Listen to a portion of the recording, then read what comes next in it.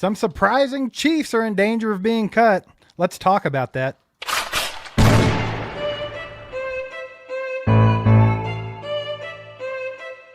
You're listening to All Chiefed Up. How we doing, Chiefs Kingdom? Welcome in, welcome in. Appreciate you guys coming to hang out with All Chiefed Up tonight. Let's go. Everybody and their grandma in the Chiefs space is live, so we appreciate you guys that decided to come hang out with us. Do us a favor, hit the like button, help get this out to more people. We get more people in here, have more football discourse, have a good time, talk about this Chiefs stuff. My OTA started today. A lot of the big boys showed up. I know for a fact Patrick Mahomes was there, Isaiah Pacheco was there, and even Travis Kelce made an appearance. So there were several guys there. You could go back and watch the tape the Chiefs put up. They put up a video, shows a lot of the guys coming in. But no media allowed inside, so not much news from OTAs. Not much news from OTA, so we don't really know anything, right? No, we don't know what they did. I'm assuming it was just practice type stuff. I will say I was impressed that you said Kelce made an appearance. I don't know if he actually done anything today. We don't know who actually got on the field. It's possible none of these guys even done anything today. They might have got together and just watched some Netflix. Yeah, they could have played cards or something over on the sideline. Who knows? We won't know till Thursday. I'm pretty sure Thursday they're all going to speak after the final practice, and we're going to get some media time. That's going to be the first time we get an idea of what happened, which I'm sure that's even going to be very generic. We already know. This is just all very vanilla right now. I think this is a good opportunity for the younger guys to get in, get acquainted with the new guys. And again, it's voluntary, but you love to see people. I mean, you knew Patrick was going to show up. I was glad to see Kelce maybe show up. It shows that his head's in the right spot, right. I think, early. And then I was very happy to see Pacheco. Pacheco could have come into this season in a couple different ways. He could have been like, look, it's my final year. People are, they're saying I don't have good field vision. They don't want me here. They're pumped up about Rashad Smith. They signed a guy in the offseason. But I think you're going to see a big-time refocused Pacheco, and you're never losing that fire that Pacheco has. So I think we can see big things out of Pacheco this year. I really do if he can keep himself healthy. Absolutely, man. I mean, you see him gracing the cover of our thumbnail here. I wanted to talk about Isaiah Pacheco. And, of course, the title is some surprising Chiefs that are in danger of being cut. Isaiah Pacheco is not one of them, but I did want to talk about Isaiah Pacheco today. It is his contract year. This is his last year that he's under contract with the Chiefs. He's got a lot to prove to a lot of people this season, man, because if the Chiefs don't sign him back, if they don't keep him in Kansas City, he's going to be on the free agent market, and he's really got to get out there and make his paycheck this season, right? Because he proved himself pretty early on, like, hey, I'm a 7th-round draft pick, but I'm way more than that. I was a valuable asset to a team in multiple Super Bowls. Like, the kid can absolutely play football, but he's had some injury concerns, and now we see how he bounces back from that. A little slow last year coming back from that ankle injury at the end of the season in the playoffs and stuff like that. And I think you kind of noticed Andy Reid take a load off of him because of that. But we should see him back at full health here. And I think this is a big season for him. And I would like to really deep dive into that tonight, whether we can just Google some stuff, some stats, whatever. I'd like to see what it's going to take for Isaiah Pacheco to have a successful contract year. Like, what stat-wise does he need to achieve to hit the likes of back when people were like, oh, Damian Williams was amazing, or early Kareem Hunt was amazing. Let's see where Isaiah Pacheco needs to be at to be that guy this season, to either get an extension from the Chiefs or get a big contract from somebody else. But before we get to that, let's talk about what the title says. What kind of Chiefs are in danger of being cut, Mike? I think there's a couple that people aren't really thinking about that could kind of ride that line. You mentioned the other day in a live stream, Juju Smith-Schuster could be a cut candidate for you. I don't tend to think so. I think they need that leadership in the wide receiver room, but I don't think you're completely wrong by toying with that a little bit. Right. I brought it up last time, and I made the mention that last year going into this exact part of the season, maybe even a little bit later, you were coming up on Kadarius Toney on his final year of his deal. He was battling injury. He's injured a lot. He contributed decently his first season in Kansas City, and then he kind of had a fall off there in the second year. And then of course he got cut in camp. He was a camp cut. A lot of people took offense to that. They were like, how dare you compare Kadarius Toney and Juju Smith-Schuster? Well, I think it was easy to see I wasn't comparing their games. I wasn't comparing what they do on the field. I was comparing some of the stuff off the field, which is health issues. And I don't know if Juju is as bad as Kadarius Toney, but still, you've got a guy who is now getting a little bit long in the tooth. He's not super old, but he's a little old, right? He's playing on year-to-year contracts. He's an easy type of guy that if you can't keep healthy and you've got some young guns barking up that tree, you've got to sometimes say, look, we got to take the shot here or we're going to cut these guys and lose them. And so that's why I kind of put him in that same category. And it's not saying he don't have a role here. He definitely has a role. I like what Juju even brings. I think Juju is a good security blanket away from Mahomes at times. But you've also got to think, if he's starting to get, if you were to get, say, like the kid coming in, Elijah Badger from Florida, who's 6'1", 200 pounds, ran a 4.4. You've got to think about this. If he were to come in and play very similar to Juju and was to have great hands and show all this promise, and you decide you're only taking, say, 6 wide receivers, you've got to start thinking about this a little bit. You got to be like, look, do I just take the young guys? You've still got Nico, you've got all these players, Jalen Royals now. You've got several things to do. I'm not saying that Juju's getting cut by any means. I think he's probably on the roster 92%. But I think there's a little small thing there that there's certain guys that you have to look at. Absolutely. I think we can look at a couple different guys. I mentioned Joshua Williams. I think that he's one that could get cut. He's got to be on his contract year this year, I think, right? And who is it? I'm sorry, I didn't hear that. Joshua Williams. Yeah. So he didn't really get any opportunities last season. Even at a time when Najee Johnson was failing miserably on the field, they still stuck with him as opposed to putting Josh Williams out there to prove what he could do. For some reason or another, he fell out of the good graces of Steve Spagnuolo last year, and he just wasn't utilized. We know he has all the intangibles, Mike. We've talked about it. He's got the size, the length, the speed, the physicality. He can do all of those things, but he's just never been able to put it together, and they don't trust the kid. So I definitely think that's one that we could see just kind of go by the wayside. If you had some other surprise cuts that people aren't really thinking about, right. What do you got for us, Mike? Is it Sky Moore? Is that a surprise? I don't think it would be a surprise, and I still think Sky kidding. Moore's 50-50. The coaches really like him and Justin Ross are on the same boat, in my opinion. Right. Well, I think he's a little ahead Justin Ross because the coaches like that they can plug him in at every position, and I still don't know if they're 100% willing to give up on him like the fan base is. They need to plug him in at Waterboy is what they need to do. Yeah, I think I'm there at this point. Like, I extended my hand to Sky when he was drowning.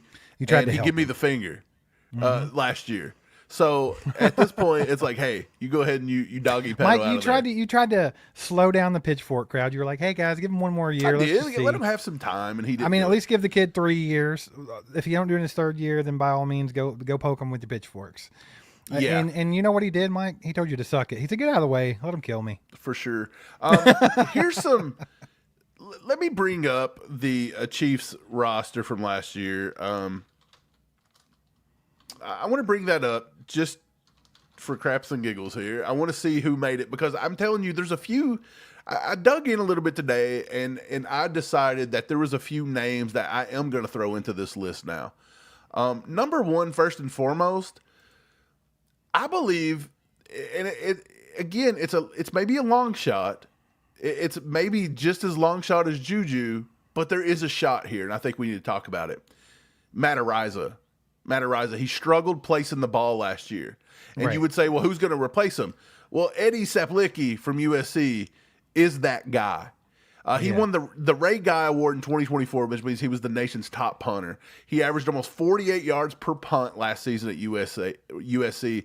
And even more impressive, out of 43 punts, he dropped 25 of them inside his opponent's 20-yard line, which led the entire FBS. Okay? So his net punting was a 45.4 yards. It led the nation. So if there's a guy that can put Matt Araiza to the test, it is this kid right here from USC that we got on our roster. I 100% believe that if Araiza can't he's got the leg down. Yeah, he's got to get some touch. He's got to get the touch and the placement. And this Zaplicki kid can flat out do that. And I don't think the Chiefs would have brought him in if they were fine with Matt Araiza. Again, you got to keep pushing him. And I think that puts this as an intriguing little camp battle that I found today, and this would be my first one of the day, that may be a little off. Maybe it's not. People may agree, they may not. But this is a new camp battle that I'm going to watch. Right. Well, I mean, that's a fair one to bring up because they did the same thing to Matt Ariza last year. If you think about it, they brought in that one kid. I always forget his name. Raquel, I think. Yeah, They brought Raquel. him in last year. And he made the team in Right, Cincinnati. So he was putting some pressure on Ariza last year. So, yeah, that's absolutely one. I think one that I might have brought this up the other day, Mike, but if I didn't, I think it's a fair one. I think a lot of people have a lot of stock in this kid, even though he hasn't even played a snap for the Chiefs yet. But he's got an injury history, and we also see some other guys that are very intriguing at the position. I think that Elijah Mitchell could be a surprise cut as well. It could be one of those things where you sign the guy, he never sees a football field, and then he's gone. I don't rule that completely out. I think that I like Elijah Mitchell's game and what he offers. And I think it could be very good in Andy Reid's system. But with Isaiah Pacheco on his contract year, with Kareem Hunt, they just signed him for a 1-year deal. And this is a kid that never stays healthy. So if they're really happy with what Brashard Smith's bringing to the table and they don't want to go more than 3 running backs, I wouldn't be surprised to see that happen. No, I 100% agree. I think I said that last time. I thought that it's very possible you will keep Carson Steele at your fullback. I think Andy's not ready to go away from the fullback. I think the Chiefs need to get back to more of a West Coast offense. They've done it. It's still the West Coast offense to a certain degree. The elements are still there. Your alignments, your things like that. But they've got to get back to it. And maybe they implement more RPO stuff this year too. I don't know. Maybe they'll do that and bring that back a little bit. They've not done it as much this past season. This past year, they didn't do it as much. Well, they're not Maybe getting the ball out personnel. fast enough, right? Yeah, maybe it was when something. When you think West Coast offense, you think screen game, Right. you think quick passes. And a lot of times last year, we spent our time just worrying that Patrick Mahomes is going to get waylaid by the defense because he's holding on to the ball for 6 seconds, Right. So, I'd like to see more, like a West Coast offense. Like I'm with you. I'm going to stick to the offense and give you another name here of another UDFA that has a chance of making this team. Going through and looking at who they took last year. So last year they took 10 offensive linemen. They took Mike Caliendo, Ethan Driscoll, which was a surprise. People were very surprised by Ethan Driscoll. They took C.J. Hansen, who they drafted. They took Hunter Norzad, who they drafted last year. And then, of course, you had Humphrey, Wanye, Trey Smith, Kingsley, who was the second-round pick, Jawan Taylor, and Joe Tooney. Look, Tooney's gone right now. So right now they have 9 guys here that were on the roster last year, okay? Ethan Driscoll is still, in my opinion, he's more of a right tackle than a left. Is it possible they could keep him again? Maybe, but it's also possible he doesn't make the roster this time because he was maybe he was the last guy, the last addition last year. And then, of course, you got C.J. Hansen and Hunter Norzad, who we've talked about. They've not been overly impressive, and they only invested a 7th-round pick into C.J. Hansen last season. So it's possible these guys may not be enough for what the Chiefs want. And the Chiefs brought in Oklahoma State guard Dalton Cooper, 6'5", 326. He has started plenty of games. He played 36 games playing left tackle for Texas State from 2020 to 2022 before he transferred to Oklahoma State in 2023. He ended up having 19 starts at left tackle for the Cowboys in the 2 seasons he was there. And he didn't give up a single sack and 285 pass blocking snaps.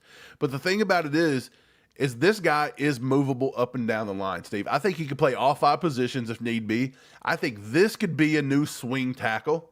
I think that he's definitely putting Ethan Driscoll on notice here, and I think he gives C.J. Hansen and maybe Hunter Norzad a little bit of a run. It would not surprise me if Dalton Cooper made the 53-man roster. That is a UDFA we need to look out for. Right. So I was kind of thinking about this earlier too. Are there some other players that I think that could really be someone that they could go ahead and cut ties with? And nothing really stuck out to me, Mike. Nothing really stuck out to me other than the guys that I've talked about. What do you think about Carson Steele? Do you think that could be somebody? I feel like they would stash him more on the practice squad than just outright get rid of him.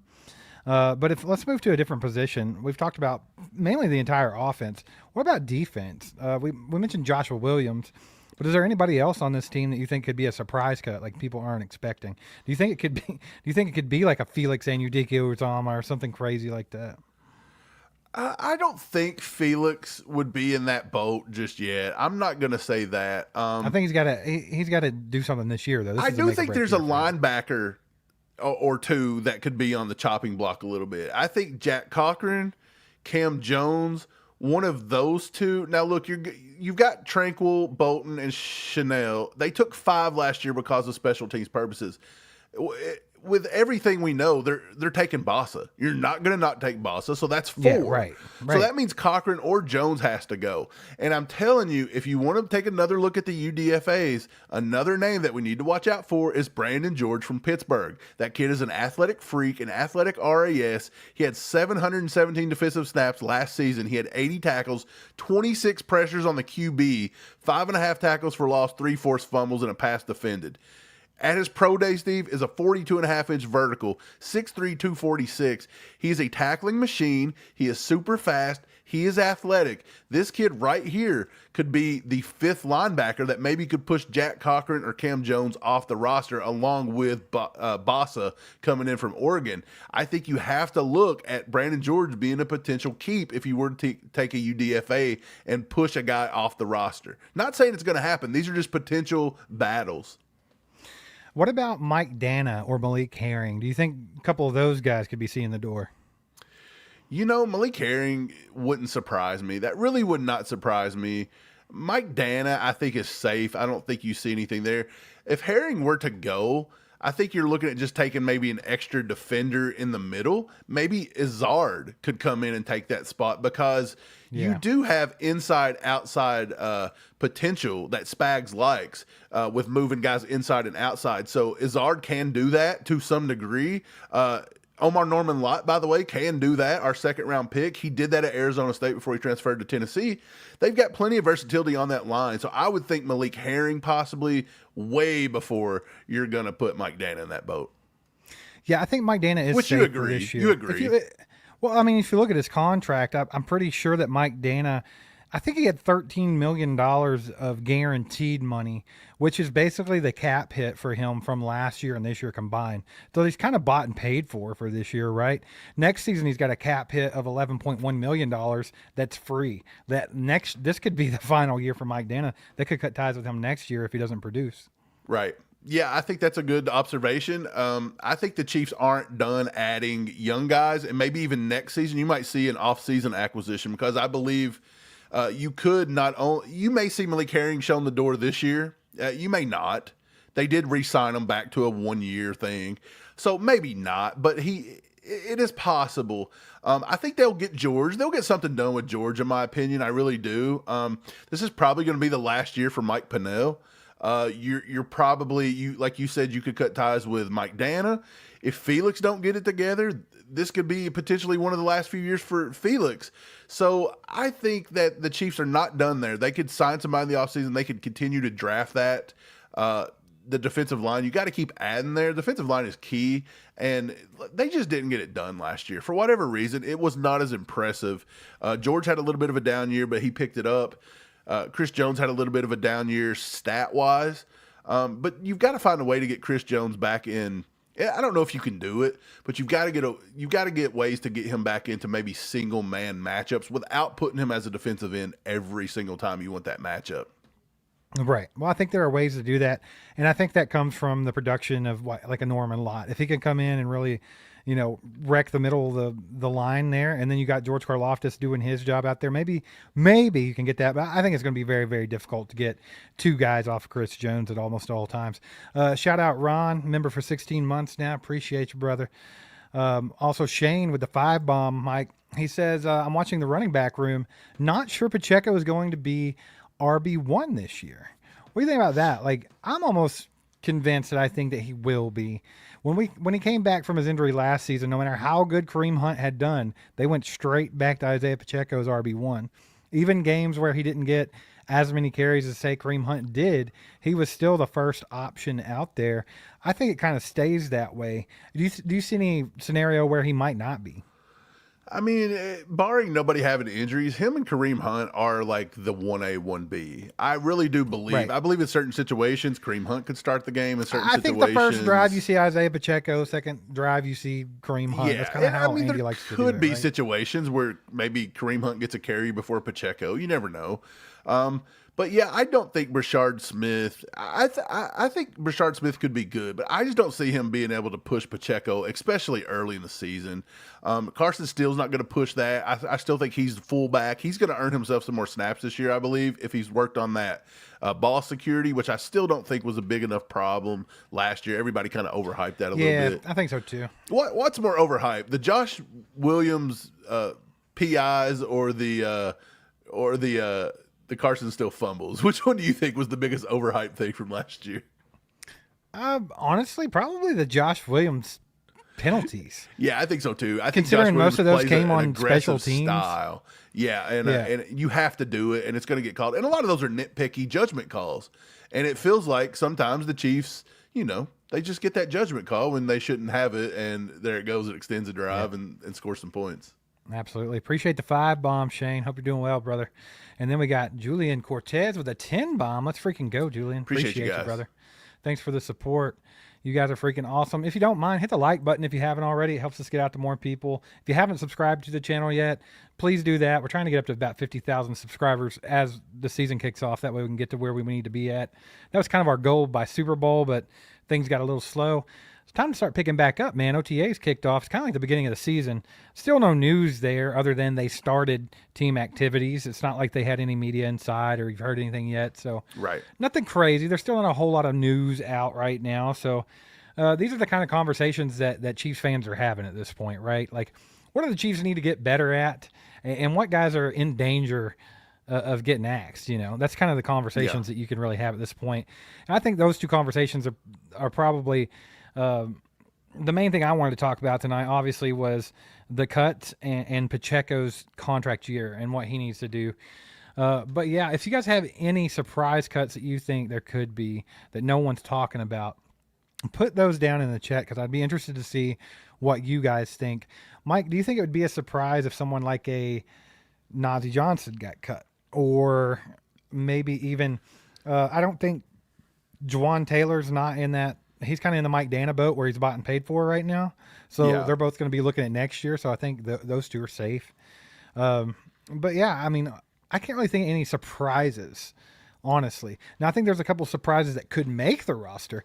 I think there's one that I think could potentially get cut that would surprise some people. It would be someone like a Jared Wiley, like someone that they took in like the 4th round. Got hurt. They didn't get to use him. And then Brenningstool just totally shows out or something like that. And they're like, oh, you know what? Whatever. We're gonna move on from this. But then again, I think that's another situation where it would just be like a practice squad type guy. Yeah, we mentioned Brenningstool the other day, and I like his style. I like his play. He's still a UDFA. He was a UDFA for a reason. It's tough to have UDFAs come in and set the world on fire, especially at that position, especially when he's also battling Kelsey, Noah Gray, and then like you said, you took Wiley in the 4th round. I think he would have to be super impressive, and Wiley would have to have some kind of problem with his knee, maybe not getting back, maybe starts the season on the IR. I could see that. But I feel like Brenningstool's going to be a guy that ends up just falling to the practice squad, and he may get called up to play a little bit, kind of like we seen from who was it last year? Peyton Hendershot that we brought in. He come in and played a few times. Hopefully Peyton Hendershot kind of took over that like Blake Bell role, right? Where he just does the dirty work. And Brenningstool's not that. He don't offer you that, but Brenningstool does offer you what they wanted to use Jody Fortson for so bad and just never got to. So maybe if they want that receiving threat there where they just, get him out there on the field out wide and just use him as a big receiver, I think that's an option. Right. And for the same reason that they signed back a few players for special teams and different things like your Cochrans and your Cole Christensen's, things like that. That's why they brought Najee back this offseason. They got him back in here on that 1 year, I believe. So it would surprise me if they cut Najee, but it wouldn't be surprising if they cut Najee in a way either, because I think the Chiefs have brought in a couple UDFAs that could give them a run for their money. Well, absolutely, because I mean, to me, and it might be kind of harsh because I do think that he's a fundamentally sound corner and he's a fast guy. Like he's got a lot of speed, and a lot of people think that he can really do the job. They just haven't seen it yet. But to me, he's just a special teamer at this point. To me, I feel like they brought him back for special teams, and I'm with you. I think there's some UDFAs that could definitely play that role. Well, the big one I'm going to bring up, we've talked a lot about this, but this is going to focus on UDFAs because these are the new faces, right? Steve, you said they were going to draft him, and they end up getting him as UDFA. Melvin Smith Jr. could very well play a nice nickel role for this team. He was a 4-year starter at Southern Arkansas. He had 168 tackles, 46 passes defense, and 9 interceptions. So he's a ball hawk. He ran a 4.39 40-yard dash at his pro day. He had a 100-yard pick six back in 2023. And he had a 99-yard kickoff return touchdown in 2024. So the kid's electrifying. He's fast. It's very possible Melvin Smith Jr. could push a Najee or push a Josh Williams there at DB6. Right. Well, there's similar speeds too. The 4.3 40. I mean, that's kind of the same. I think he was a 4.39. Najee might have been like a 4.37. Obviously, pretty much the same speed there. Right, so we talked about safety being a little weak, right? Safety's a little bit weak, especially losing Justin Reed. Now, look, maybe Najee playing safety at Marshall, maybe he's got an advantage because maybe he can slide back and take some reps at safety. But there's one more UDFA that nobody is talking about, man, and I think he deserves at least a mention, and that's Glendon Miller out of Maryland. He's 6'3", 207, and he lined up primarily over the slot receiver in 2024 at Maryland. So that's a guy such as Christian Roland Wallace, who come in and made a name for himself last year. This kid, Glendon Miller, can do that. He had a 4.40 at his pro day, a 38-inch vertical, and that would have ranked him fourth among all safeties at the combine, but he didn't get a combine invite. He had a nice career. In 2024, he had 39 total tackles, 3 picks, and 3 tackles for a loss. He had a career where he had 7 picks in his entire career. So Glendon Miller can flat out play. The safety room needs some help. Brian Cook is not 100% guaranteed for the future. Okay, Chamari Connor hasn't set the world on fire in his second season. He looked okay in his first year. He kind of struggled in coverage last year a lot. Jaden Hicks, I think he's got a bright future here. But like I said, Connor is shaky. He's going to have to prove that he's very solid going into this year. I don't think he's going anywhere, obviously, because he's 2 years in. But he's got to show for the long haul next year and the next year he's got to get a little better. Jaden Hicks is locked, I think. But Justin Reed out. Christian Roland Wallace, he looked okay. But you can't just look okay. Like, you've got to keep getting a little better. I think Glendon Miller, I think, Melvin Smith Jr., those two have a shot to make the back end of that DB room. Well, Glendon Miller, he's kind of a fun one, right? Because this kid, he played nickelback and free safety, right? He played both of those in college. He had 7 interceptions. And he had nickelback. He had 7 interceptions in his past 2 seasons, so he can turn the ball over. But he's also very good in run support. He's played a lot in or around the box, has great stopping power, will really pop you in the mouth. What's that remind you of? Justin Reed. Yeah, exactly. So, I mean, I'm with you. I think that's somebody you can't overlook. Let's get to the chat, Mike. We got a 5-bomb from Julian as well. Appreciate you, brother. He said, I really hope to believe that this offense with the receivers other than Sky will be a receiver room that Patrick can work with better. 100%, Julian. I think this is his best wide receiver room yet. So we're going into season 9 of Patrick Mahomes. And I'm even if you go back to like Tyreek Hill days, I don't think it was as well-rounded as it is now. He's got all kinds of options. He's got way more speed. I mean, there was a time there where, the Legion of Zoom, Sammy Watkins, Tyreek Hill, Mecole Hardman, Demarcus Robinson, those kids there. But I think this team has more speed than that. I mean, we're talking about Xavier Worthy and Hollywood Brown, both 4.3 guys. Jalen Royals, 4.4 guy. What's his name?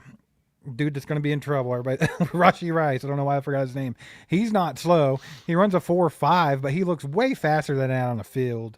And I just think there's a lot of speed there, a lot of options for Patrick Mahomes this year. It really just depends on the offensive scheme and the blocking, right? It all comes down to that. But I'm with you, man. I think this is a more exciting wide receiver room. And Patrick could have some fun with some of these guys. If he could put a little bit more trust in there, like he was talking about doing with like Xavier Worthy, like he did at the end of the Super Bowl, where he just chucked it up and tried to let him do his job. Hey, man, it works out sometimes, right? Mahomes has got to get out of his head a little bit. He's got to give these guys more opportunities. And I think it will be a fun season for the receivers. Yeah, I think the receiving core is better. I'll say this too. They're exciting, but I think this receiving core is solid enough now that defenses have to start respecting these guys individually. You have to respect a Hollywood Brown if he's healthy. You just have to. He will burn you. You have to respect Rashee Rice. He proved that last year. You've now got to respect Rashee Rice. He will burn you. You have to respect Xavier Worthy. He will fly right by you. Okay? There's plenty of guys to respect. You got to respect Travis Kelce too. That's another one. Can these receivers cause Travis Kelce to start getting more man-to-man, more one-on-one? Get these double teams off Kelce. Can these receivers do that to get him back this year and to get him more targets, more looking like that connection? I don't know. Maybe you still double Kelce anyway, and you say, look, I'm going to let, a second-year wide receiver try to beat me, or I'm going to let Hollywood Brown try to beat me, but I'm not going to let Kelce and Mahomes do it. Maybe that is what people do, but I do think that this receiving core is a lot more respectable, and defenses do have to respect this receiving core. And you've seen it last year when Hollywood wasn't there, when Rashee Rice got injured. It got very dark for Kelce because he was it. Like, he turned back into it started looking like the Albert Wilson days. You know what I mean? But we've got enough here that you have to respect it a little bit. Yeah, for sure. And then we got a 5-bomb from our boy Ron. Says, according to Adam Schefter, our roster didn't improve, but the Ravens and the Bills did. By the way, Joey Bosa is already hurt. What did those teams really do? Well, I think the Ravens had a pretty good draft. They normally do. Buffalo, they signed Bosa, who's hurt already. I mean, I don't know. I don't even know what the Bills drafted, to be quite honest. I don't keep up with them. I don't care because they're little brother. No one cares what they're doing. But Adam Schefter, I don't know if I would call him a Chiefs hater, but I feel like he does kind of do this sort of thing sometimes. He's definitely somebody that always tries to hype up the other teams in the AFC. But, I think that's a lot of media and insiders and everything. It's like they want parity in the AFC so bad, so they'll constantly talk about these teams, and then they'll even take it just a notch further and go to the AFC West and be like, oh, well, the Chargers are going to win this year, like they have for the last 9 years. I actually saw one today where they said that the Broncos were going to win it with a 12-5 record. The Chiefs would be like 11-6. Here's the thing, man. I do think the division's getting more competitive. I think that teams like Denver will be more competitive in the AFC West. But I just think overall, until I see it with my own eyes after the last 9 years, I'm never gonna say that, anyone's going to knock the Chiefs off in the AFC as a whole. I'm just not going to do it. And on top of that, to say that the roster didn't improve, I don't know, man. I just think maybe you don't really pay that much attention. I mean, honestly, are you looking at the other teams too much? I mean, I think it's fairly obvious the Chiefs have improved in their roster. You can say they lost Joe Thuney, and that was a big hit. They lost Justin Reed. That was a big hit. Other than that, man, what are they missing? DeAndre Hopkins, who didn't even really contribute. Yeah, I can't speak for the Ravens and the Bills, and I can't really speak for what Adam Schefter. But if you look at it from Steve, let's look at it from a devil's advocate view. If I'm Schefter, I can maybe say what Schefter just said, that our roster didn't improve, and here's why. We had a glaring hole last year, and it was the left side of our offensive line. Brett Veach had to go get somebody, so he got Jalen Moore. He's kind of unproven. So do you don't think Jalen Moore and Josh Simmons together constitute? I'm just saying, he's kind of unproven. An improvement? And you lost Thuney. So now you're going down. You're downgrading left guard. We've yet to re-sign Trey Smith. Now, look, I don't think there's any reason to believe that Trey Smith's not going to get re-signed, but it hasn't happened yet. So you're sitting without a right guard. You're sitting without a left guard. That's not Joe Thuney. And your left tackle is a guy that played 4 games in his NFL career. Okay. Then, yes, you took Josh Simmons, and he could be good in the future, but how impactful is a rookie at left tackle usually? Not very impactful. Probably not. Right. So then you're looking and you're like, okay, well, you lost Justin Reed. Who did we bring in to replace him? You brought in Mike Edwards, nothing splashy. You didn't really go out and get any big names. Not saying you had to. I'm just saying when you look at the roster, the Chiefs didn't really go out and sign anybody. Like their biggest entire signings was a backup running back, an unproven left tackle, Hollywood Brown. But That's you're also literally the team it. that was representing the AFC in the Super Bowl last year, as opposed to these other teams that weren't. No, So they're already a 100%. step I get ahead, it. Playing right? devil's advocate. I'm just saying that a lot of what we're seeing going forward is potential. How are these But how guys did- going to develop? Not What proven. what did Buffalo improve so well? If you look at their draft, they took Maxwell Harrison in the first round, which is that's a coin toss right there. They got T.J. Sanders, Landon Jackson, Deion Walker, Jordan Hancock, Jackson. Who did they Hall, sign in free agency? That's more important. Josh Palmer. That was their because, big signing. for example, the Ravens, they got to keep Joey- Ronnie well- Stanley. It wasn't who they lost, but who they got to keep. That was big to keep Ronnie Stanley in this tackle market because it stunk. Right now, I think Joey Bosa was the big signing, right? But of course, he's very, very injury prone, and we'll see how that works out. I mean, if he's healthy and he's playing, then yeah, that's a good addition. I mean, I'm not saying that what the Chiefs have done is not good, and Brett Veach done what he needed to do, but a lot of our stuff is still unsolved. Here we are going into OTAs, and we don't really know who that left tackle is going to be. We don't really know who that left guard is going to be. We don't know if they're going to gel as a unit. We don't have Trey Smith re-signed. We don't know who our safeties are because we've got one with some potential, Jaden Hicks, but he's still a rookie going into his second year, and then we got Brian Cook, who kind of had a down Right, year, but like I said, with coming Buffalo, off of an injury. their big signing besides Joey Bosa was Josh Palmer, but they did not re-sign Amari Cooper. So I mean, really, you can kind of toss those up there. Yeah, I mean, I'm just playing devil's advocate of why Schefter maybe said that because a lot of ours is potential going forward. It wasn't really proven guys that we signed. It's a lot of draft picks and potential, which is fine. Brett Veach has made this work for years. But like I said, they're already a step ahead of these other teams, so it is what it is. I don't know how you can't say they didn't improve. When you look at left tackle alone, to me, I think that they improved because you don't have anything proven yet, but you didn't have anything last year. Nothing. You had no one proven last season. I'm with you. I don't think it's worse than last year, but is it going to be better though? Like as in way better? We don't know. I mean, potentially. Now, the Ravens, they had a good draft because they were able to get Mike Green in the second freaking round. Yeah, that was a steal. Malachi Starks in the first. And then they got Emory Jones Jr. And then they kind of went off the rails in round 3. Yeah, I think who else they even end up with? They bunch of reached a people lot. that don't even matter. They But reached yeah, on 2 and then- offensive linemen. Yeah. And then in the free agency, let's see, what did they do in free agency? I'm trying to remember. Ronnie Stanley, that was their big one. I know they re-signed Derrick Henry to a huge deal. But yeah, those are just keeping guys, right? Oh, D-Hop. They got D-Hop. I forgot about that. Do you think D-Hop makes more of an impact for the Ravens than he did in Kansas City, though? Because I do. I think they'll actually 100%. use him. D-Hop would make a bigger difference on any team other than Kansas City. Because Kansas City has proven time and time again. Andy Reid it was don't like, matter. D-Hop? You Who can have needs him? you could have one of the greatest to ever do it at the X position, and they will not use it. I've seen so many Chiefs fans say, I want us to have that typical, prototypical X receiver. Well, them days are long gone, people. Like, if you really think that matters at this point, Dude, I mean, you're sleeping. This is comparing apples to oranges for sure because it's just like it's either UFL. I think it's the UFL. But did you see what Cornell Powell's doing in the UFL? It's insane how good he's playing, and we couldn't even get him. But I mean, to do nothing on our practice squad in the preseason. Totally different. Now I totally get it, but I'm just saying that's another example of how like we just do not use. But on the actual scale, you had DeAndre Hopkins. You had one of the best to ever do it, and you didn't even use him. Yeah, So I mean, what does it matter?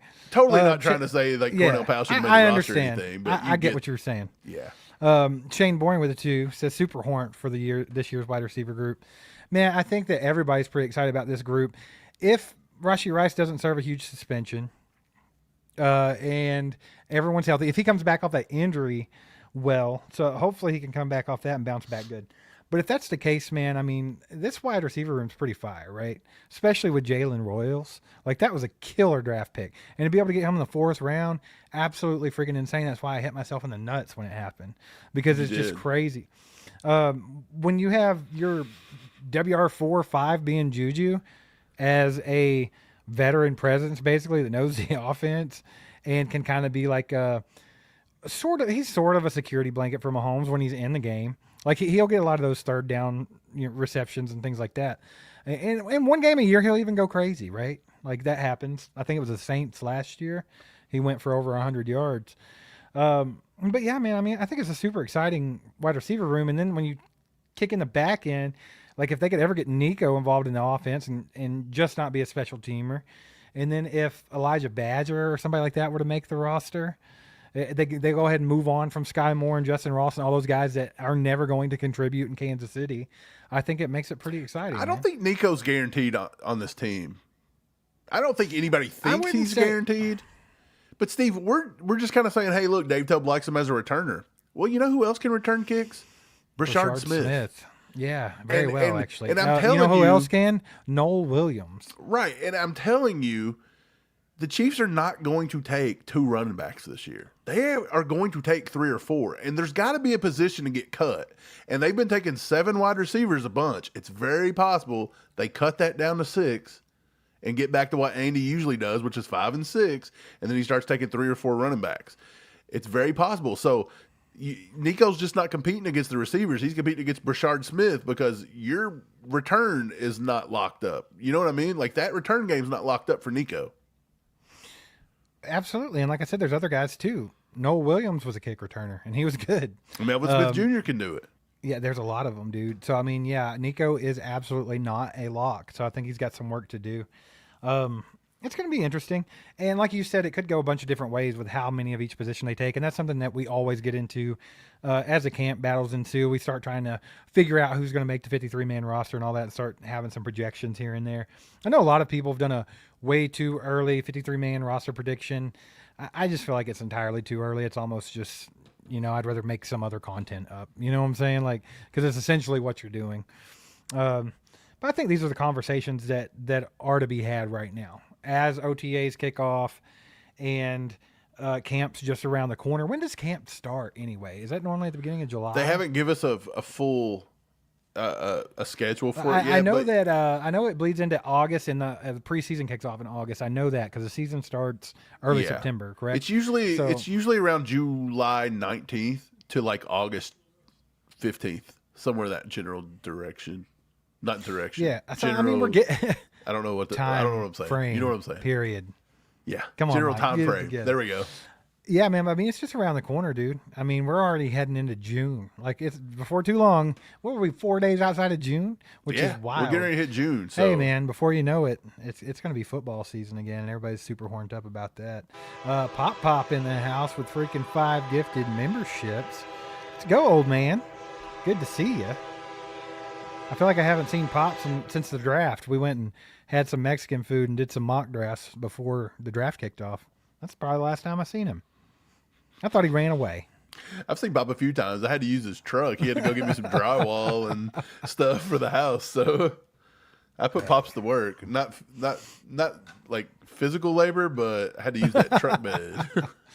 That's awesome. If you get one of those memberships, make sure to thank the old man in the chat for doing the Lord's work. Let's go. I wonder who Pops, who do you think? Give us a UDFA name that you think could make the roster. Is it one that we mentioned already, or was you not even watching the show earlier? He's probably. I know how you are. Right? He's in and out. He's in and out. He's like, oh yeah. He's probably already fell asleep since he gifted 5 memberships. Sam Lofton, been a member for 15 months now, says, who gets first running back carry or touch week 1? I'll say Pacheco. Isaiah P. Pacheco. I don't know what his middle name is, but I'm just going to go with a P. I'm going to go look that up. That's very curious. I know it's not going to start with a P, but I would like for it to. I think he gets the first carry. I think that he's going to get the bulk of the carries this season. Dude, Pops, 100%. This is a guy I'm with you on this one.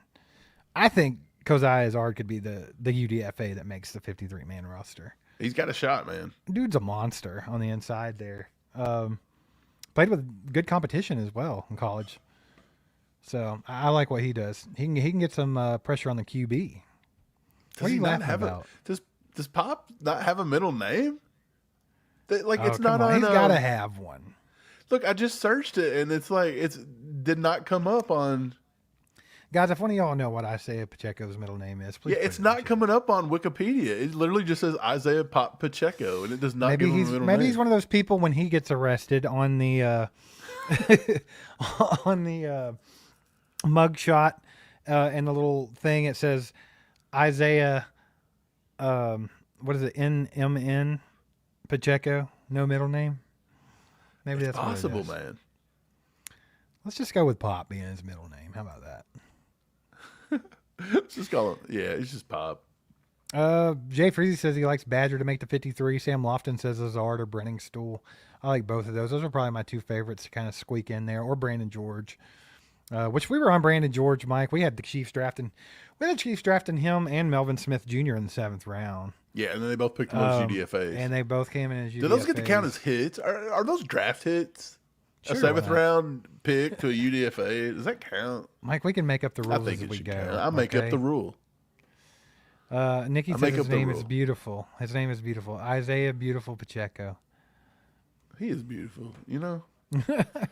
Pop's got a good attitude. What's that restaurant he always eats at in Kansas where he says got really good breakfast food, man? We got to check that out when we go to Kansas. I have no idea. That'd be fun. I don't even know. Lonnie said he's super excited about this year. Let everybody talk. Let them talk, man. They've been talking for 9 years. Patrick Mahomes has been proving them wrong every season. Steve, 9 years for Patrick Mahomes. Is that pretty wild to think that we're going into year 9, isn't it? Like, I honestly got a little sad today when I seen that. Yeah. Like, I got a little sentimental. I was like, man, we've witnessed, you know, when we were fans and growing up and everybody laughed, why are you guys Chiefs fans? Are you stupid? You're not even from Kansas City. Why do you choose to go through that? You could pick anybody. No. The Chiefs were my heart. They were my soul. And let me tell you something. I didn't think I'd ever see what we've seen. And Patrick Mahomes has brought us greatness. He's brought us hate. He's brought us all kinds of fun stuff. I got a little emotional today, man. Like this, when Mahomes retires, the golden era of KC could have come and gone. And we did get to live through it, but that may be it, man. We may go to the grave and never see greatness like this again. And it's wild to think about. Hey, the chances of it are not good, right? No, it's not. I mean, Mahomes is a beast. He's a unicorn. Look, Pops has been a fan since the freaking 50s. It took him. He's born in '59, bro. I don't know if that counts. It took Pops 55 years to get a Patrick Mahomes type quarterback going. And if we hit it when we were 35, we ain't getting it again. It ain't happening again. Yeah, man. I mean, that's the thing about it. You just have to enjoy it while it's going on, right? Like 100%. Like, Makes so me sad, man. You have to enjoy the hate. You have to enjoy all of it, right? You have to enjoy the people screaming cheaters. You have to enjoy every bit of it because soak it up, this is man. the equivalent if Patrick Mahomes is our child. It's like he started He's the kindergarten. last one. He's getting ready. He's going to be a freshman in high school this year. He's going into his 9th year. Yeah. He's starting his high school run right now. So, I mean, you have to think about that. If you thought, like, if at the beginning of Patrick Mahomes' career, if you said he was going to play football for 18 years, don't you think that's a hell of a career? Yeah, it's insane, man.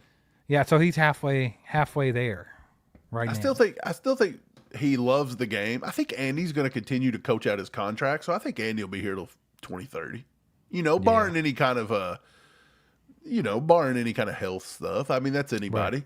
Right. So I mean, I think Pat could play 20 seasons. Yeah.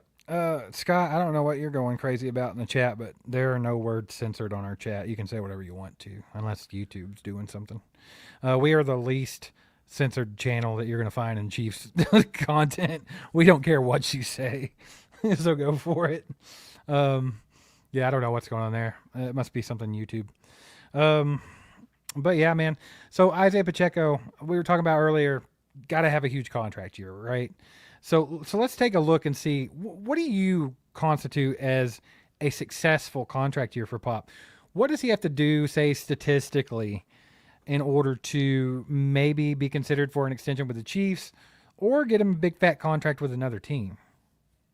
I mean, Pop's just got to, first and foremost, he's got to stay healthy. He's got to keep being Pop. He's got to keep being that team leader, bring the spark.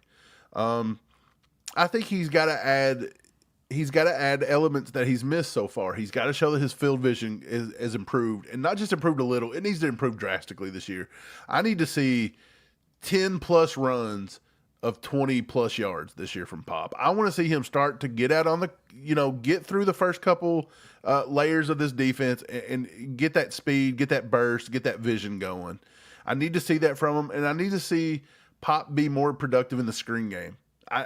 Can we possibly just use Pop as a McKinnon type back going forward? That's very possible, and maybe Pop takes pay cuts to stay here. Or not necessarily pay cuts, but running backs don't get paid crazy amounts anyway. So maybe he just likes it here and he wants to stay here, and we find a nice, reasonable balance. I see it going that way. If Pop has a monstrous season and Pop wants that big money, he's not getting it here. Sadly, we can't afford it. More than likely. So here's something that I would like to point out, because when Chiefs Kingdom's always talking about when we had a running game or when we had really good running backs, they will consider Damian Williams in that conversation. They will bring Damian Williams in that conversation because of 2019 Super Bowl 54, right?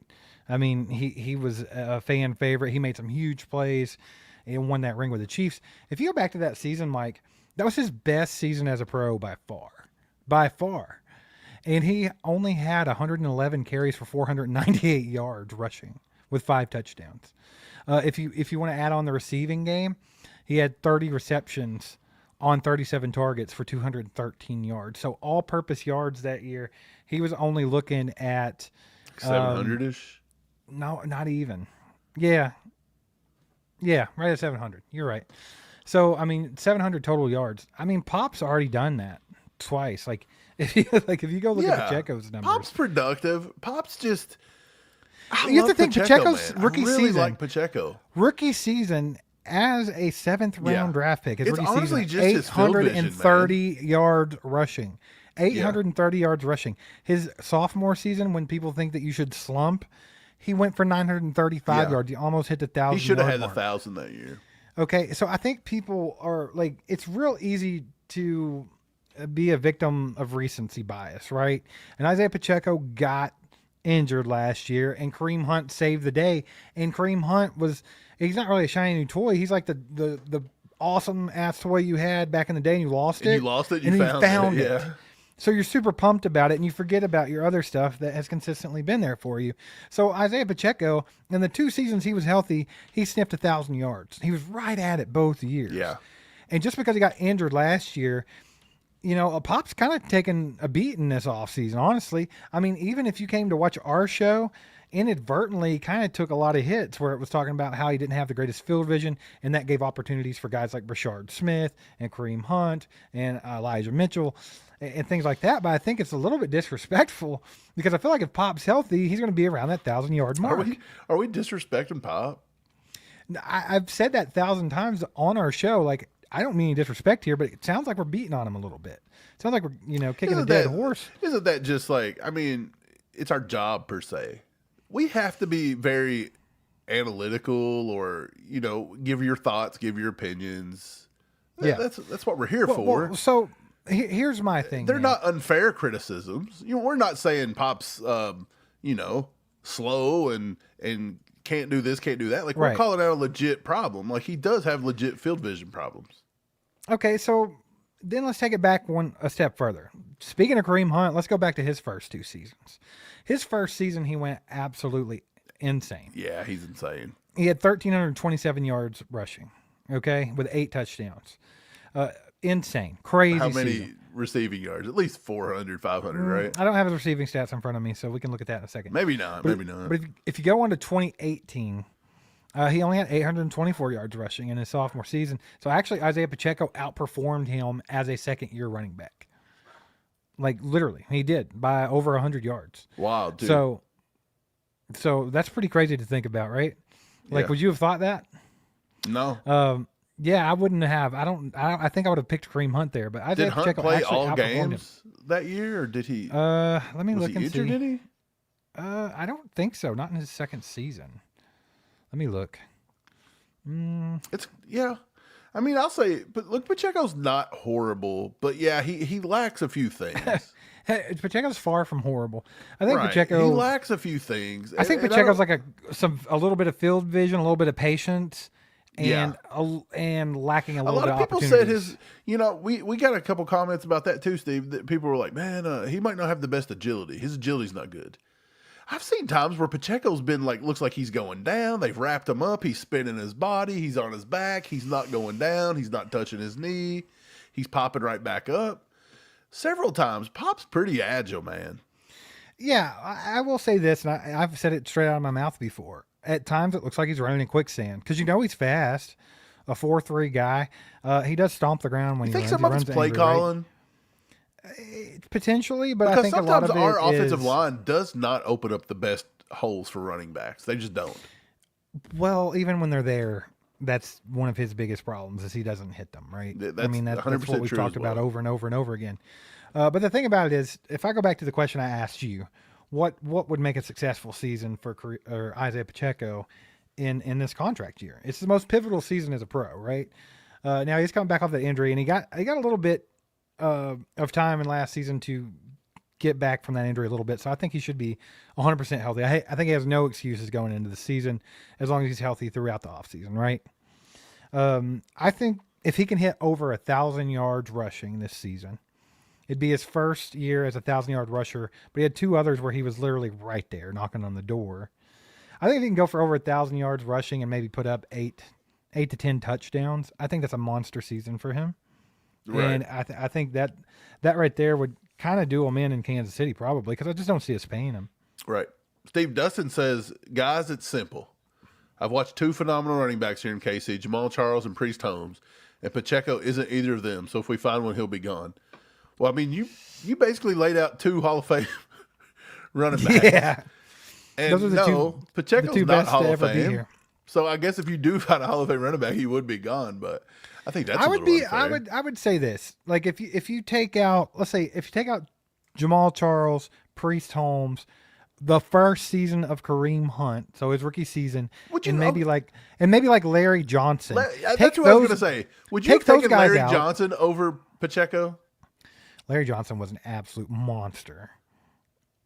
So if Larry Johnson in his prime comes in, you take him, see- you cut Pacheco for him.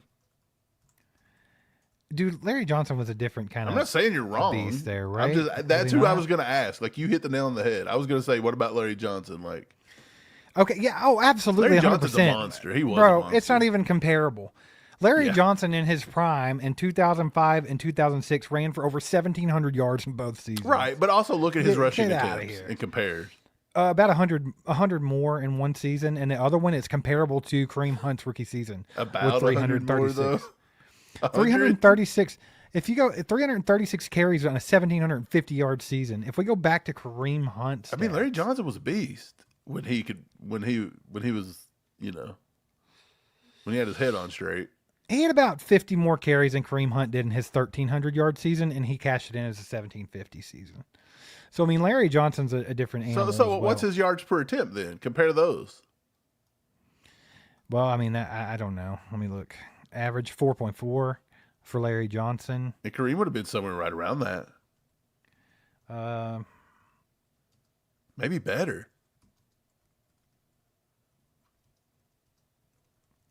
See if I can find it real quick.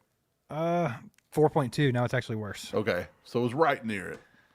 Right. And now if we let's look at Isaiah Pacheco's and see what he's done so far. Pacheco, throw him in the I mix. think Pacheco's under 4 yards a carry easily. That's where the field vision comes in. Isaiah Pacheco's got more yards per attempt than either of the two aforementioned guys. 4.5. I'm sorry, 4.5 yards. As So a career? yeah, 4.5. So 4.4 for That was Larry their career Johnson. numbers though? 4.2, yes. And Isaiah Pacheco 4.5. I think Isaiah Pacheco is getting a little Well, bit he's more got a shade lot than less he carries deserves. than those two as well. Agreed. He's got a lot more to prove, but I think Isaiah Pacheco is kind of getting underrated a bit. He's I really a do little when you bit. really I look at mean, it's 100% true that Pacheco. This is a big season for Pacheco, and I think if he stays healthy and keeps his head on straight here, it's a make or break year in Kansas City for Pacheco. But the odds of him being here, man, tough because of the way our It is roster is tough. built. But then again, Pacheco's might not be a guy that garners a huge payday from somebody Yeah, that's what I was else. saying earlier. Maybe not. So maybe, just maybe, he might stick around a little bit. I don't know. We'll see. Let the boy watch. JCP with the 5 bombs says Kareem with a full offseason to prep and healthy 100%. I'm feeling a big year coming. I think Elijah Mitchell will surprise some people. So I think both of those are fair. I think that Kareem Hunt, I thought he killed it last year coming off the couch, bro. I really do. Like he didn't do anything outstanding, he didn't do anything amazing, but he was definitely a game changer for the Chiefs, was he not? So I mean, Yeah. if you look at his career numbers though, JCP, he dealt with a lot of injuries, a lot of legal trouble, this and that, right? But honestly, he had 1,327 yards his rookie season in 2017, 824 yards in his second season with the Chiefs. After that, of course, the year that he got in trouble and all that, he only had 179 yards with the Browns. He did have an 841 yard year with the Browns in 2020. Other than that, he never even hit 500 yards. Up until last season, Mike, coming off the couch, midway through the season, he had 728 yards rushing last year. So I'm with JCP. I think like this could potentially be, if he gets opportunities, it could be a career year for Kareem Hunt as well. Because I mean, you have to think if he could get the carries, he could easily have a 1,000-yard year. I just don't think in Andy's offense. I don't think there's enough to. I don't think there's enough to go around. There's just not enough to go around, and I really think that at most it's going to be 50-50 split between him and Pacheco. That's what I'm saying. So do you think at the end of the year, if they get about the same amount of carries and they're both kind of splitting RB1 duties, is it a good year for Pacheco and a good year for Kareem Hunt if they hit 500 yards? Like, is that enough to extend Pacheco here to have a 500-yard season because he had to split RB1 duties? That's something else that you have to think about, too. So Pacheco knows that this is a contract year for him, right? So he's going to do everything in his power to get that RB1 job and get more carries than Kareem Hunt. Yeah. And if he can do that, then he can outperform Kareem Hunt. Is all there is to it. I mean, we'll see. We'll see what happens. Andy's big-time running back by committee guy. I don't think that any of them are going to be going crazy, but we have seen 1,000-yard seasons from a handful of Andy Reid running backs. So, I mean, it's not out of the realm of possibility for Isaiah Pacheco to come in here and have his first 1,000-yard rushing season in his contract year. I think that's more than fair. I think they have a good year. And I'm with you. I think they should get him more involved in the pass game. And I thought they were going to do that maybe last year or the year before in camp. They were using him a lot in the passing game. We're like, oh, finally they're going to integrate him into the passing game. And then it just never happened. Like, I don't know, man. And I also think Brashard Smith's a guy that if they're going to have him on the team, that is 100% what you want to do with him, throwing the ball out of the backfield. I agree. So, but they got to get some kind of screen game going. Yeah, you got to get the screen game integrated to the offense. But, Steve, we got 80 likes right now. Brian Paris has hit the like button. If you guys haven't hit the like button already, hit the like button for us. I know it sucks. I know you don't want to take the time to go click the button. 80, though. We got to get over But it helps 100. us. Like, let's get to 100 likes. Come on. We'll be here for just a few more minutes. We'll take a few more questions, and then we'll let everybody go on about their night. Steve, I wish we had more to talk about when it come to the first day of OTAs, but it just, it's like a desert out there. There's like nothing. I mean, There's yeah. hardly I mean, any at Chiefs this point, news. you're pretty much just Chiefs fans hanging out and talking about football because you don't care about anything else, right? I mean, that's kind of what's going on here. Now the Royals are fun, right? They're having a great season, so there's that. But other than that, man, if you're a football fan, this is the deadest time of the year. And I mean, we're not called all roiled up. No. So I mean, Steve, let's talk about just 1 second. You mentioned camp. Camp's coming up soon, man. So we've literally got probably 6 weeks, maybe 7. They're going to go to camp. Chew with a Cruise coming up, Steve. We got to finalize this. We got to figure it out. But first, you can't finalize it until they give us some dates finalized. So it's really on the Chiefs. Right. But absolutely, I'm excited to see everybody this year. Steve, this may be the last year we do this, right? We've talked about this. And I know some people's going to say, why are you doing this? But it may be the final year we do it, at least for a few years, because it's a lot goes into it. I mean, it's just hard. It's a lot that goes into it, but this may be the final year we do it, depending on how it works out. If it turns out to be a good time and a good turnout, it's always a good time. Going, but yeah, but it's potentially the final year for a few years. So this would be the year to come if you're ever on the fence about it. Just do it. Our boy Hung Dritz in the house with the 5 gifted memberships. What's up, Garrett? Garrett, what's up, buddy? I miss you, buddy. I miss you. I hope you're doing good. With the appreciate 5 gifted. Appreciate the support, brother. Let's go. If you got one of those gifted, make sure to thank him in the chat. Steve, I was just talking about Garrett. What you guys are not, you don't know, Garrett is a friend of ours, childhood, man. Do you remember? Okay, so we used to take a BB gun, shoot things on our front porch. We would set like trolls' hairs on fire, shoot them. We would just shoot stupid stuff like right off our front Remember porch. Like the window? practice. Is that what you're getting at? Yeah. And Bro. so Garrett's truck window got shot out. And apparently I had shot a BB and it ricocheted and hit the window. So Garrett was like he's not super angry, but we're laughing. We're like, how did that happen? And I was like, there is no way that this little weak BB gun ricocheted 5 times. Garrett said the same thing, right? He's like, it didn't. There's no way. So he walks over. And he walks over, shoots his other window out.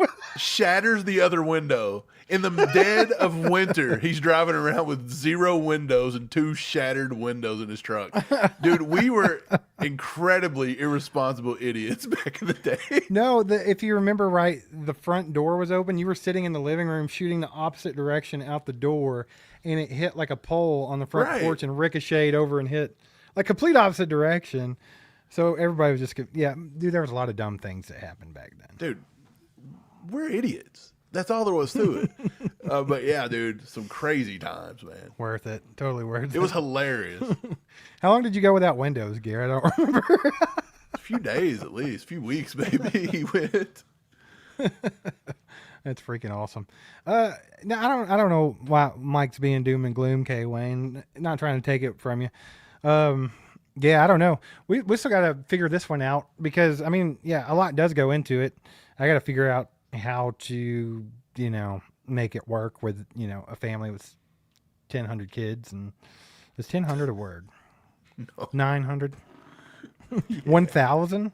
You're close. 1,000. A band. A grand. Went without windows for 2 weeks. We were juvenile delinquent, says Samuel. That's true. Yeah. Oh, Pops had to put up with a lot of crap, in them days, but it's all right. Totally worth it. Oh, man. Well, Mike, I'm going to go to bed. I think it's been a good long day. We got to talk a little bit of Chiefs. But yeah, I'm tired. I'm real tired. We'll be back tomorrow, more than likely, with probably another live stream. Yeah, we'll probably just do that since there's not really a lot to talk about to make videos about, Steve. And I'm not out here trying to just feed you crap every day. Yeah, I don't feel like making a video about a bunch of nothing for y'all and editing it and all that stuff, and we can just go live and hang out. Yeah, with we can just talk. Because there's really we can make up some news. We shine. Okay, look, me and you shine when we talk about football with our friends. We don't have to have a script and read it. Okay, I don't have to do that. I can talk football at any point. So I like talking football. YouTube doesn't enjoy it. They won't push us. For some reason they value videos more than lives. I don't get it.